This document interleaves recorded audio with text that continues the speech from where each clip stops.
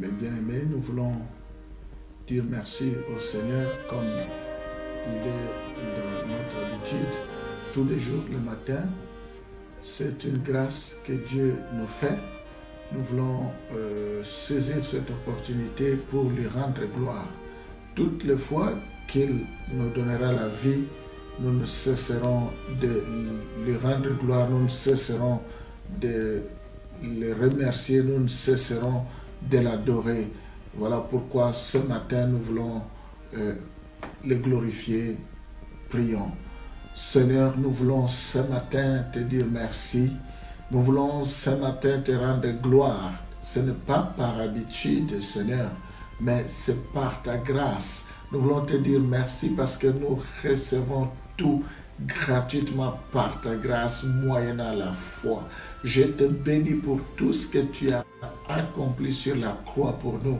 Je te rends grâce parce que notre vie est entre tes mains. Notre avenir est entre tes mains. Ce que nous serons demain, tu le sais déjà. Merci parce que tu nous conduis vers le vert pâturage. Tu nous conduis vers les eaux paisibles. Je te rends grâce parce que tu restaures nos âmes. Je te bénis parce que tu es notre berger et nous ne manquerons de rien. Merci parce que le bon berger donne sa vie pour ses brebis. Tu as donné ta vie pour nous, Seigneur. Nous te glorifions et te rendons gloire. Nous te recommandons la prière, l'exhortation de ce matin. Dirige-nous encore une fois. Nous avons besoin de ton onction. La lettre tue, mais l'esprit vivifie. Parle-nous, Seigneur. Donne-nous la force de te servir. Sois béni à jamais au nom de Jésus. Amen. Mes bien-aimés dans le Seigneur, je suis dans la joie de continuer ce moment de partage, ce moment d'exhortation avec vous, toutes les fois que Dieu voudra que nous puissions le faire.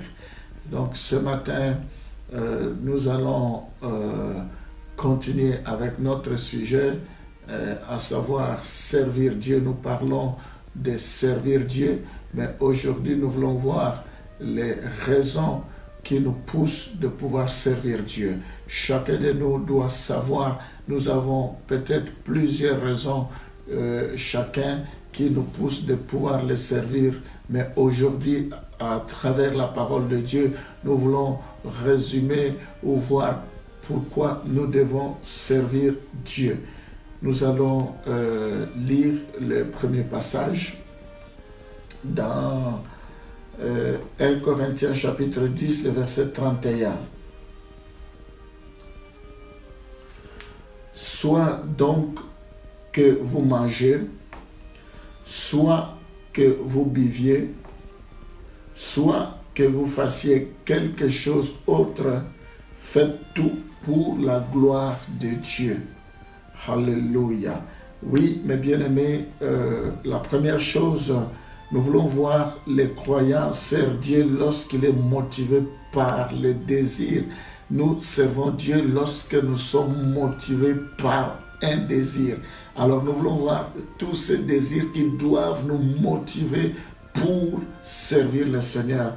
Alors la première chose, nous servons Dieu lorsque nous sommes motivés par le désir de glorifier Dieu.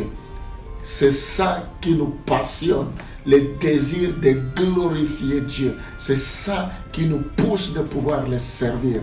Mais bien aimé, pas autre chose si ce n'est que glorifier Jésus-Christ, glorifier notre Seigneur. Et dans ce passage que nous venons de lire, la Bible dit, soit donc que vous mangez, soit que vous buviez, soit que vous fassiez quelque autre chose. Faites tout pour la gloire de Dieu. Mes bien-aimés, nous devons être animés par le désir de rendre gloire à Dieu, le désir de glorifier Dieu. Nous ne faisons rien pour une vaine gloire. Nous ne faisons rien pour attirer les regards de tout le monde ou pour impressionner qui que ce soit. Ça ne nous intéresse pas. C'est pour glorifier Dieu. Que Dieu soit glorifié par notre façon de parler, par notre façon de nous habiller, par notre façon de nous promener, par notre façon d'être. Que Jésus soit glorifié parce que nous avons été créés pour le glorifier, pour lui rendre gloire. Ça, c'est la première chose. Nous allons continuer pour lire 1 Pierre chapitre 4, le verset 11. La Bible nous dit, si quelqu'un parle, que ce soit comme annonçant les oracles de Dieu. Si quelqu'un remplit un ministère, qu'il les remplisse selon la force que Dieu communique, afin qu'en toutes choses, Dieu soit glorifié par Jésus-Christ, à qui appartiennent la gloire et la puissance au siècle des siècles. Alléluia. Mais bien aimés, dans ce passage, la Bible dit, soit que nous annonçons les oracles de Dieu, soit que nous remplissons un ministère quelconque, nous devons faire toutes choses pour glorifier Jésus-Christ, parce qu'à lui seul la gloire et l'honneur. Tout ce que nous pouvons faire sur cette terre, c'est pour glorifier Jésus. Quelles sont tes motivations de pouvoir servir Dieu? Quelles sont tes motivations de pouvoir annoncer la bonne nouvelle? Quelles sont tes motivations de pouvoir évangéliser? C'est pour glorifier Dieu. Si nous vivons, c'est pour glorifier Dieu. Ça sera une erreur grave que nous soyons en vie, que nous ne puissions pas glorifier le Seigneur. Tout ce que nous faisons, il faut que Dieu puisse trouver ses intérêts. Donc la Bible dit dans ce passage, si quelqu'un remplit un ministère, qu'il les remplisse selon la force que Dieu lui communique, afin que toutes choses soient glorifiées, afin que toutes choses, Dieu soit glorifié, afin qu'en toutes choses plutôt, que Dieu soit glorifié. Ça doit être notre passion, notre préoccupation. Nous allons lire un autre passage dans Jean chapitre 17, le verset 4. Je t'ai glorifié sur la terre, j'ai achevé l'œuvre que tu m'as donné à faire. Gloire au Seigneur. Ici, il s'agit de Jésus. Quand il est arrivé à la fin de son ministère, il dit dans Jean chapitre 17, le verset 4, je t'ai glorifié sur la terre. Tout ce que Jésus a fait sur la terre, c'était pour glorifier son Père. Il a accepté de mourir sur la croix pour nous, c'était pour glorifier son Père. Il a accepté Dieu qu'il était, il n'a pas voulu s'égaler à son Père. Il a accepté de s'humilier jusqu'à mourir sur la croix. C'est comme ça que son nom a été souverainement élevé au-dessus de tout nom, c'est pour glorifier son Père. Mais bien aimés, si nous comprenons cela, nous devons être animés par ce désir de glorifier Dieu, de le glorifier encore, même dans les moindres détails, même dans les petites choses. Que Dieu croisse, que Jésus croisse et que nous puissions diminuer. Voilà la première raison qui nous pousse de servir Dieu. Nous devons être motivés par le désir de le glorifier. Que Dieu soit glorifié, que nous sans cesse lui rendre gloire, le glorifier. Ça, c'est la première chose. La deuxième chose, nous allons lire Hébreux chapitre 12, le verset 28. La Bible nous dit, c'est pourquoi, recevant un royaume inébranlable, montrons notre reconnaissance en rendant à Dieu un culte qui lui soit agréable, avec piété et avec crainte. Dans ce passage, la deuxième chose, nous devons, ce qui nous pousse de servir Dieu, c'est lorsque nous sommes motivés par le désir d'exprimer notre reconnaissance envers celui qui nous a sauvés. Nous devons exprimer notre reconnaissance envers celui qui nous a sauvés. Dans le livre d'Hébreux, la Bible dit, c'est pourquoi recevant un royaume inébranlable. Le royaume des cieux, c'est un royaume inébranlable. Personne ne peut nous arracher cela. Pour rien au monde, nous n'allons pas perdre ce royaume. Montrons notre reconnaissance en rendant à Dieu un culte qui lui soit agréable. Nous avons de bonnes raisons pour reconnaître notre reconnaissance, pour manifester plutôt notre reconnaissance à Dieu. Donc nous devons lui offrir un culte qui lui soit agréable, avec piété et avec crainte, à cause de ce qu'il a fait. Il est mort sur la croix pour nous. La Bible dit, nous étions perdus comme des brebis errantes. Chacun suivait sa propre voie. Oh, mes bien-aimés, la condamnation qu'il a subie, c'est nous qui devrions le faire à sa place. C'est nous qui étions victimes. C'est nous qui étions maudits, mais il a pris notre malédiction. Il s'est fait malédiction pour que nous soyons dans la bénédiction. Nous devons être reconnaissants. La Bible dit, soyez reconnaissants. Le monde est rempli des ingrats. Le monde est rempli de gens qui sont moins reconnaissants. Oui, tu sais dans quel domaine Dieu t'a sauvé, dans quel domaine Dieu t'a visité. Peut-être tu as été guéri, tu étais malade, il t'a guéri. Peut-être tu avais des soucis, le Seigneur t'a consolé. Peut-être le Seigneur a ouvert les portes, peut-être je ne sais pas ce qu'il t'a fait, mais ce matin, j'aimerais que tu te rappelles de ce que Jésus a accompli pour toi. Et je t'invite à être reconnaissant. Voilà ce qui nous pousse de le servir. Nous ne pouvons pas nous lasser, nous ne devons pas arrêter de le servir rien qu'à cause de ce qu'il nous a fait. Nous devons être reconnaissants jusqu'à ce qu'il reviendra. Que Dieu soit loué. Ça, c'est la deuxième raison. La troisième raison, nous allons lire 2 Timothée chapitre 2, le verset 21. La Bible nous dit, si donc quelqu'un se conserve pur en s'abstenant de ces choses, il sera un vase d'honneur, sanctifié, utile à son maître, propre à toute bonne œuvre. Dans ce passage, la troisième chose, le croyant sert Dieu lorsqu'il est motivé par le désir d'être utile à son maître.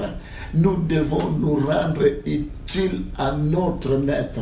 Donc dans ce passage que nous venons de lire, la Bible dit, si donc quelqu'un se conserve pur en s'abstenant de ces choses, il sera un vase d'honneur. Oui, mes bien-aimés, nous devons nous abstenir de péché. Nous devons nous abstenir de la colère, de mensonges, d'orgueil, d'hypocrisie, de la haine, de l'envie, la médisance, les calomnies. Nous devons nous abstenir de ces choses.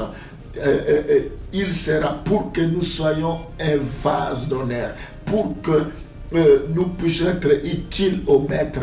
Vous ne pouvez pas être utile à Jésus, vous ne pouvez pas être utile à notre Maître, à votre Maître ou à notre Maître, à Jésus, si nous vivons dans le péché. Nous devons être sanctifiés, utiles à son Maître. La Bible dit, si donc quelqu'un se conserve pur en s'abstenant de ces choses, il sera un vase d'honneur, sanctifié, utile à son maître, propre à toute bonne œuvre.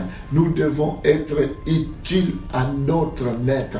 Voilà pourquoi nous devons nous efforcer il est saint, il faut que ceux qui le servent soient saints comme lui. La Bible dit, soyez saints comme moi, votre Père, je suis saint. Dieu ne peut pas se servir de nous si nous ne devenons pas saints. Voilà ce passage, il est important que nous soyons motivés par le désir d'être utilisés par notre Maître. Gloire au Seigneur. Nous allons lire notre passage dans Actes des Apôtres, chapitre 4, le verset 20. Car nous ne pouvons pas ne pas parler de ce que nous avons vu et entendu. Alléluia. Oui, ici, autre chose qui nous pousse de servir Dieu, nous devons être motivés par le désir de partager avec d'autres croyants et incroyants ce que nous avons découvert en Christ. Nous devons être motivés de partager, nous devons avoir le désir de partager avec d'autres croyants et incroyants ce que nous avons découvert en Jésus-Christ. Alors ce passage nous dit, car nous ne pouvons pas ne pas parler de ce que nous avons vu et entendu. Alléluia. Oh mes bien-aimés, la Bible dit, malheur à moi si je n'annonce pas l'évangile. Qu'est-ce que tu as entendu? Qu'est-ce que tu as vu depuis que tu es dans le Seigneur?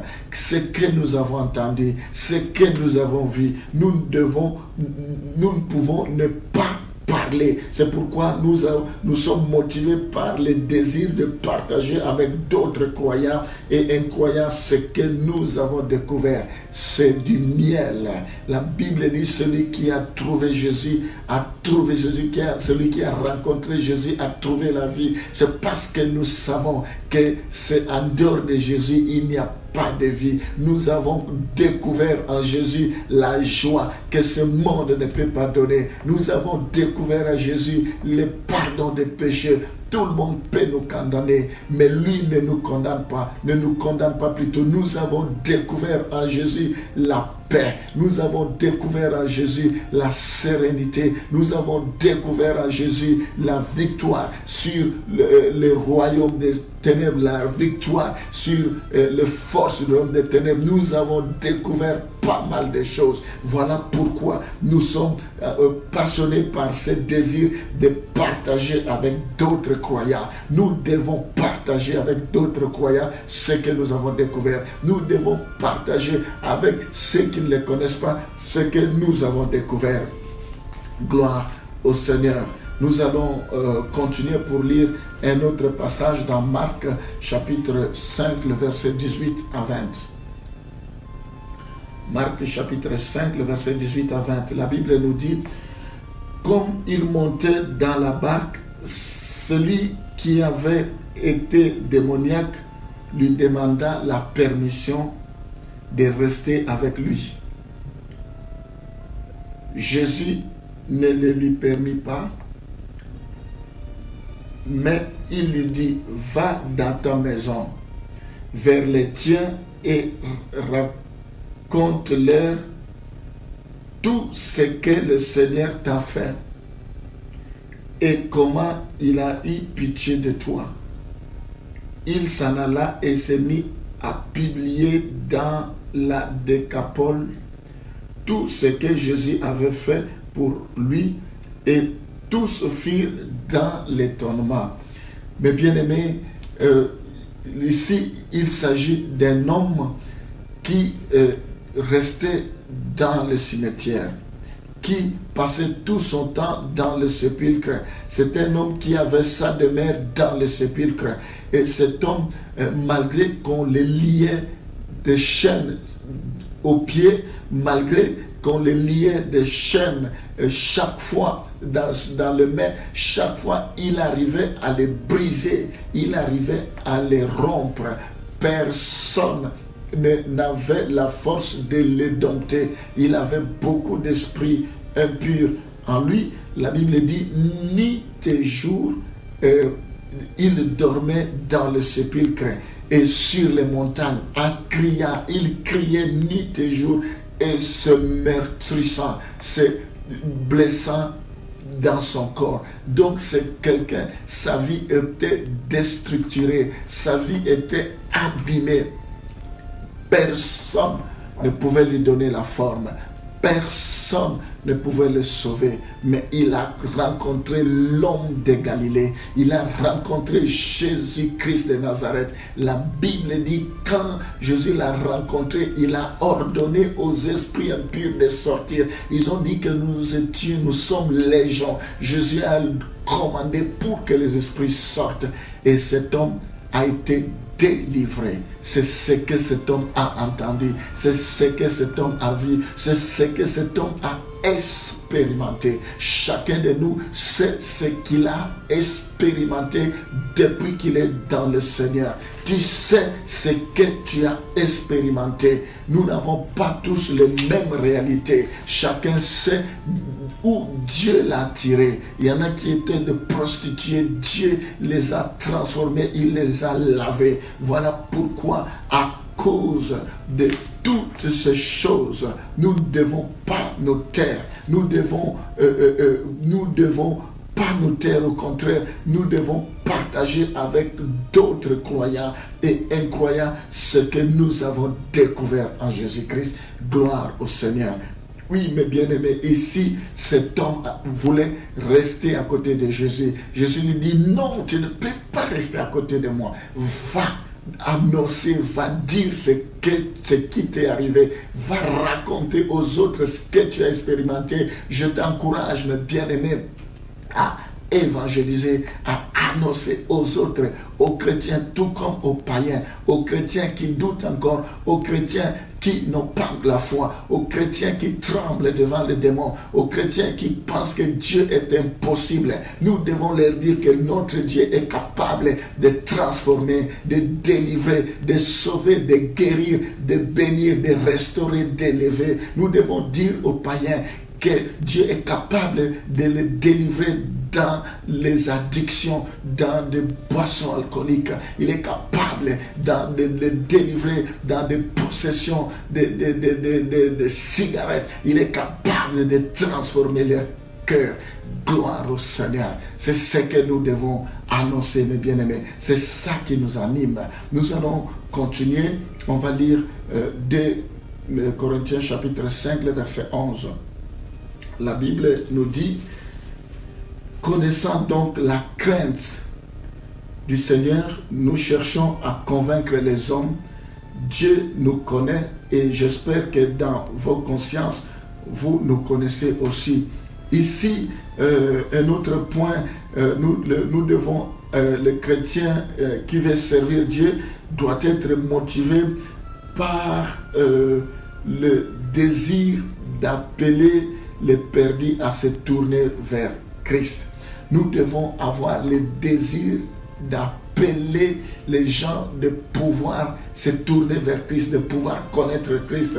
La Bible dit, connaissant donc la crainte du Seigneur, nous cherchons à convaincre les hommes.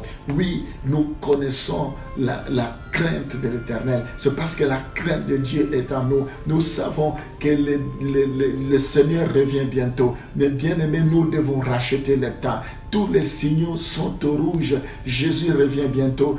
Ça fait très longtemps que la Bible parle de puces.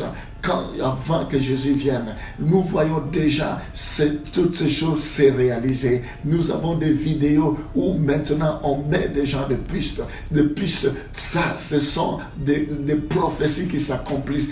Donc Jésus revient. Voilà, nous devons nous hâter. Nous devons travailler parce que le diable travaille, il ne dort pas. Nous, les enfants de Dieu, nous dormons, nous sommes en retard. Nous devons travailler parce que notre ennemi ne rôde pas, il ne dort pas, il rôde comme un lion rugissant, cherchant qui dévorera. Alors nous devons avoir le désir d'appeler les perdus à se tourner vers le Seigneur. Nous devons utiliser toutes sortes d'outils, toutes sortes de technologies pourvu que les gens nous écoutent, pourvu que les gens reçoivent Jésus-Christ. Voilà pourquoi Si vous avez l'occasion, diffusez dans vos réseaux, diffusez cet enseignement, cette exhortation de tous les matins, partage cela pour que ça puisse faire du bien, pour que ceux qui ne connaissent pas le Seigneur puissent venir à lui. Mes bien-aimés, il est plus que temps. Nous allons bientôt finir.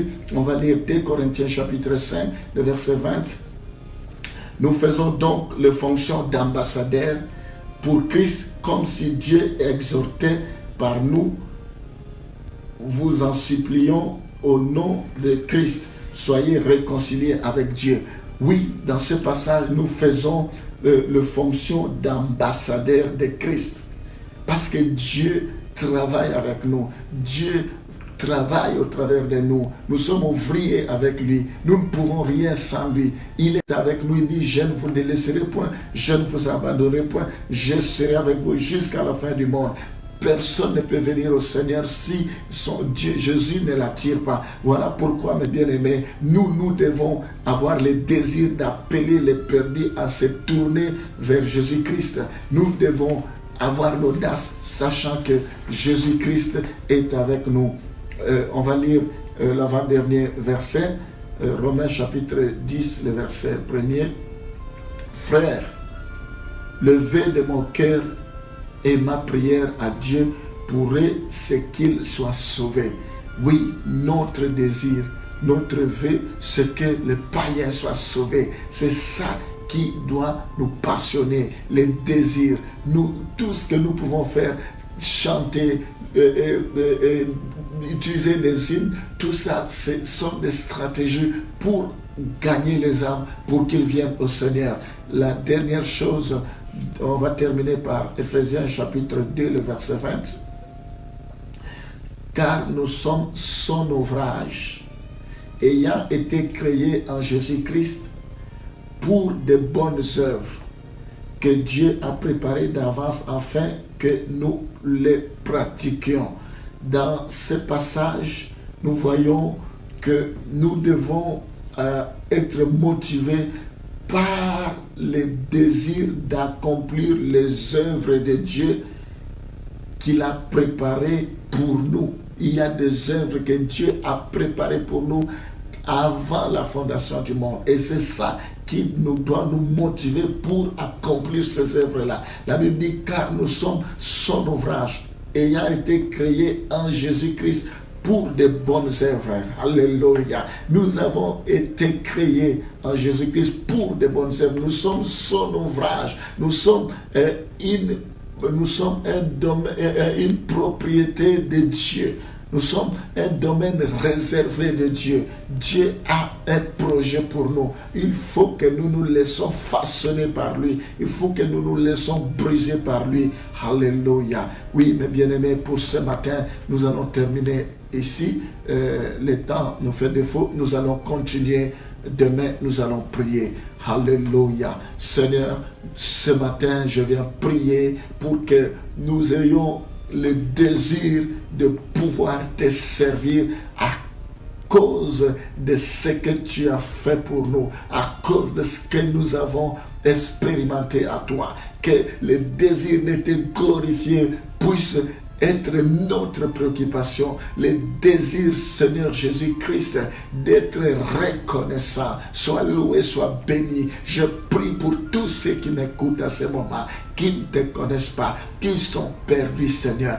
Donne-leur l'occasion de se repentir. Ceux qui m'écoutent, que tu les visites, que tu puisses toucher leur cœur éternel, qu'ils puissent se tourner vers toi, qu'ils puissent te tourner à toi, Jésus-Christ. Je viens te recommander ceux qui te connaissent déjà. Ils ont besoin de ces paroles, qui des fois doutent encore, qui des fois ne veulent pas que tu puisses les utiliser. Seigneur, je prie pour qu'ils deviennent des vases d'honneur. Je viens prier pour bénir chacun de tes enfants. Seigneur, je bénis la journée d'aujourd'hui. Je prie pour recommander tous ceux qui sont malades, quelle que soit la maladie, quel que soit ce qui a été décrété. La Bible dit ce qui a été décelé par le médecin. La Bible dit tu envoies la parole et la parole guérit. Tu as dit allez guérissez les malades. Je les guéris maintenant. Je déclare que vous qui êtes malades, vous êtes guéris maintenant au nom de Jésus. La Bible dit, vous avez reçu gratuitement, donné gratuitement, je vous donne la guérison. Je n'ai ni or ni argent, mais ce que je vous donne, recevez au nom de Jésus. Je bénis les familles, je bénis les couples, je bénis chaque enfant de Dieu. Je prie pour que tu allumes dans le cœur le feu qui ne s'éteint jamais. Tu dis la moisson est grande, il y a peu d'ouvriers. Priez le Père et la moisson d'envoyer des ouvriers. Je prie pour que tu suscites des ouvriers, des hommes, des femmes pour aller, Seigneur. Je prie pour que nous puissions, je fais tout à cause de l'évangile afin d'y avoir part, que nous puissions payer le prix, Seigneur. Oh Seigneur, je prie pour que nous soyons vaccinés, que nous devenions de fous de Jésus. Oh Père, que tout ce que nous allons faire soit pour ta gloire. Nous n'avons plus le temps à perdre. La Bible dit racheter le temps, car les jours sont mauvais. Utilise-nous, Seigneur. Utilise tous ceux qui m'écoutent. Père, allume le feu. Je prie pour que ce message puisse le booster à pouvoir te servir encore et encore. Sois béni à jamais. Bénis la journée d'aujourd'hui. Que la gloire te revienne en toutes choses. Au nom de Jésus, nous t'avons ainsi prié. Amen. Mes bien-aimés, nous allons continuer demain avec notre sujet. Que Dieu vous bénisse. Je vous souhaite une bonne journée. Au revoir.